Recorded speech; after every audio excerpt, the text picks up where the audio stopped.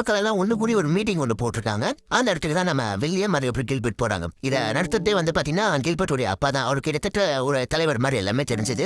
இப்ப என்ன நடக்குதுன்னு பாத்தீங்கன்னா, அந்த ஊர்ல இந்த ஊரோட எல்லையில ஒரு பயங்கரமான காடுகள் இருக்கு, மரங்கள் இருக்கு. இவங்க ஊருக்குள்ள ஏதோ ஒரு டிஎல்ஏ கம்பெனி வந்து ஃபேக்டரி வந்து வரப்போதாம். அதுக்கு வந்து பாத்தீங்கன்னா அந்த மரங்கள் எல்லாம் வந்து விற்க சொல்லி அந்த ஓனர் கிட்ட கேட்டிருக்காங்க, நிறைய காசு தரேன்னு சொல்லிட்டு. ஆனா அந்த ஊர் தலைவர் என்ன சொல்றாருன்னா, ஒரு பயங்கரமான புயல் ஒண்ணு வரப்போகுது. ஆல்ரெடி பல ஊர்ல வந்து வெள்ளப்பெருக்காயி எல்லாமே அடிச்சிட்டு போச்சு. நம்ம ஊருக்கு பாதுகாப்பா இருக்குது அந்த மரங்கள் மட்டும்தான். அதை விற்க கூடாது அப்படின்னு சொல்லும்போது, இதுக்கு நம்ம டெய்லர் ஹீரோ இருக்காரு இல்லையா, அவர் கரெக்ட் விற்க வேணாம் அப்படின்னு சொல்லும்போது கூட்டத்துக்கு நடுவில் ஆனா எல்லாரும் ஏத்துக்க மாட்டாங்களே. இல்லங்க, ஊரே பசி பட்னியில இருக்கு, அவன் நல்ல ரேட்டுக்கு தானே கேட்கறாங்க, கொடுத்துடலாம் அப்படின்னு சொல்லிட்டு ஒருத்தன் ஏந்திருக்க. அப்ப டக்குன்னு அந்த ஃபேக்டரிக்கார வந்து இத்தனை மரங்களுக்கு நம்ம இவ்வளவு காசு தரப்பா அப்படின்னு சொல்ல, ஆல்ரெடி இந்த கிராமமே பஞ்சத்துல இருக்கிறதுனால அந்த டீலுக்கு ஒத்துக்கிறாங்க. நம்ம டெய்லரோட கசின் கிட்ட கூட சூட்டார், என்ன எவ்வளவு பெரிய தப்பு பண்ணிட்டு இருக்கீங்க தெரியுமா அப்படின்னு சொல்லிட்டு. உனக்கே நம்ம ஊர் நிலைமை தெரியும், சாப்பாடு இல்லாம செத்துட்டு இருக்காங்க, மழை தானே பாத்துக்கலாம் அப்படின்னு சொல்லிட்டு அலட்சியமா சொல்ல, இப்ப அப்படியே கட் பண்ணி வில்லியம் தான் காட்டுறாங்க. தன்னுடைய டாக கூப்பிட்டு எங்க வந்திருக்கான்னு பாத்தீங்கன்னா வேட்டையா வந்திருக்கான். வந்தவன் ஒரு சூப்பரான டிராப்பை செட் பண்ணிட்டு இருக்கான். இந்த மெக்கானிக்கலான விஷயங்களை வடிவமைக்கிறதுல வந்து பாத்தீங்கன்னா இவன் செம்ம டேலண்டட்.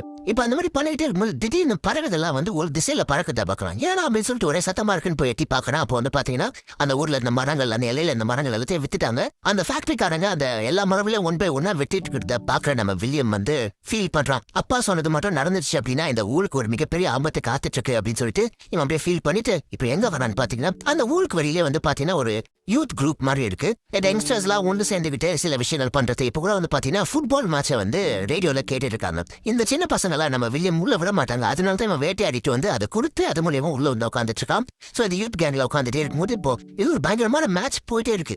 அந்த சமயம் கரெக்டா வந்து பாத்தீங்கன்னா அந்த ரேடியோ வந்து ரிப்பேர் ஆயிடுது. உள்ள உட்காந்து படிச்சுட்டு இருக்கிறத வந்து பிரின்சிபல் பாத்துறாரு. கண்ணா மின்னான்னு திட்டி இதுக்கப்புறம் உங்க ஸ்கூல் பக்கமே பார்க்க கூடாது அப்படின்னு சொல்லிட்டு அனுப்பிட இங்க சயின்ஸ் டீச்சரை காட்டுறாங்க. அவங்க வில்லியம் உடைய அக்கா கிட்ட வந்து இந்த மாதிரி இந்த ஊரோட நிலைமை ரொம்ப மோசமாயிட்டு இருக்கு, அதனால இதுக்கப்புறம் நம்ம இங்க இருக்க வேணாம், என் கூட வந்து இந்த ஊர் விட்டே போயிடலாம் அப்படின்னு சொல்லும் போது, அப்ப ஹானியக்கா சூப்பரான ஒரு விஷயத்த சொல்றாங்க பாருங்க. இங்க பாரு, எனக்கு வந்து ஊர்ல இருக்க பிடிக்கலனா, ஆனா ஒரு போதும் என் குடும்பத்துக்கு ஒரு கெட்ட பேர் வர நான் விட மாட்டேன் அப்படின்ற மாதிரி அவங்க முடிவை சொல்லிட்டு இப்ப அப்படியே நாட்கள் போகுது. கொஞ்சம் கொஞ்சமா இந்த பூமி வரல ஆரம்பிக்குது. இந்த கிராமத்துல எதுவுமே இல்ல. இதுக்கப்புறம் வில்லியமா ஸ்கூலுக்கும் போக முடியாது, அவனுடைய முயற்சிகளும் தொடர முடியாது. அப்படியே சோகமா நின்னுகிட்டு அந்த ஊர் வறண்டு போன காட்சியை அவன் பார்த்துட்டே இருக்கும்போது திடீர்னு அந்த சமயத்துல ஊர் மக்கள் எல்லாம் கையில கிடைக்கிற பாத்திரங்களை எடுத்துட்டு இங்கே ஓடுறாங்க. என்னன்னு பார்த்தா தூரத்துல 2 லாரி முழுக்க ரேஷன் பொருட்கள் எல்லாம் போகிறத பார்த்த உடனே மக்கள் எல்லாம் போட்டி போட்டு அடிச்சுக்கிட்டு போறாங்க. டக்குனு வில்லியம் அம்மா அவங்க கிட்ட இருந்த கொஞ்ச நெஞ்ச காசு எடுத்துட்டு வந்து வில்லியம் கிட்ட கொடுத்து, தம்பி எப்பயாவது நமக்கு சேர வேண்டிய ரேஷனை கொண்டு வந்திருப்பா, அது இல்லைன்னா கண்டிப்பா நம்மளால சமாளிக்க முடியாது அப்படின்னு சொல்லிட்டு அப்போ ஒரு சைக்கிள் எடுத்துட்டு போ அப்படின்னு சொல்றாங்க. இவ்வளவு சைக்கிள் எடுத்துக்கிட்டு உந்தி அடிச்சுக்கிட்டு போறான். இந்த மாதிரி இங்க கோலம் நடந்துட்டு இருக்க.